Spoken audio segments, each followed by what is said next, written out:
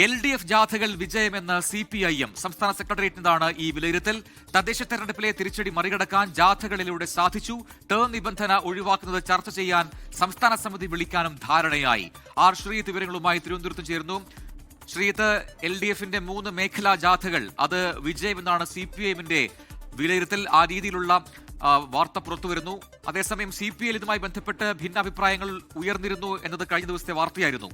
എന്താണ്, ഏത് രീതിയിലാണ് ജാഥകളെ CPIM നോക്കിക്കാണുന്നത്?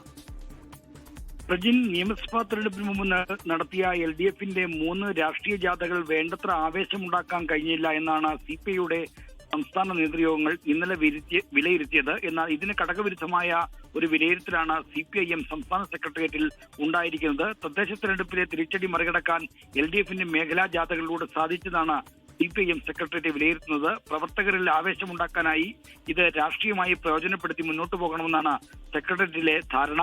സംസ്ഥാനത്ത് ഇപ്പോഴും തുടർഭരണത്തിനുള്ള സാധ്യത ശക്തമായി നിലനിൽക്കുന്നുണ്ടെന്നാണ് ജാഥയിലൂടെ ഉണ്ടായ അനുഭവമെന്നും CPIM സംസ്ഥാന സെക്രട്ടറി MV ഗോവിന്ദനടക്കം സെക്രട്ടേറിയറ്റ് യോഗത്തിൽ പറഞ്ഞു. ഇത് പ്രയോജനപ്പെടുത്താൻ ഉതകുന്ന തീരുമാനങ്ങളുമായി മുന്നോട്ട് പോകാനാണ് CPIMന്റെ തീരുമാനം. LDFലെ സീറ്റ് വിഭജനവുമായി ബന്ധപ്പെട്ട ചർച്ചകൾ ഇനി നടക്കാനിരിക്കുകയാണ്. തിങ്കളാഴ്ച LDF യോഗം ചേരുന്നുണ്ട്. ഇതിനുശേഷമായിരിക്കും മറ്റു കാര്യങ്ങൾ. എന്തായാലും ടേം നിബന്ധന അടക്കമുള്ള കാര്യങ്ങളിൽ അന്തിമ തീരുമാനമെടുക്കേണ്ടത് CPIM സംസ്ഥാന സമിതിയാണ്. അതുകൊണ്ട് അടുത്ത ആഴ്ച CPIMന്റെ സംസ്ഥാന സമിതി വിളിക്കാനും ഇന്നത്തെ സെക്രട്ടറി യോഗത്തിൽ ധാരണയായിട്ടുണ്ട്. ശരി, ആർ ശ്രീത്താണ് വിശദാംശങ്ങൾ. ലോകത്തെവിടെയായാലും ഏത് സമയത്തും 24 വാർത്തകളും ഓഗ്മെന്റഡ് റിയാലിറ്റി പാക്കേജുകളും എക്സ്പ്ലെയിനറുകളും വിശദമായി കാണാൻ ഞങ്ങളുടെ YouTube ചാനൽ നിങ്ങൾക്ക് സബ്സ്ക്രൈബ് ചെയ്യാം.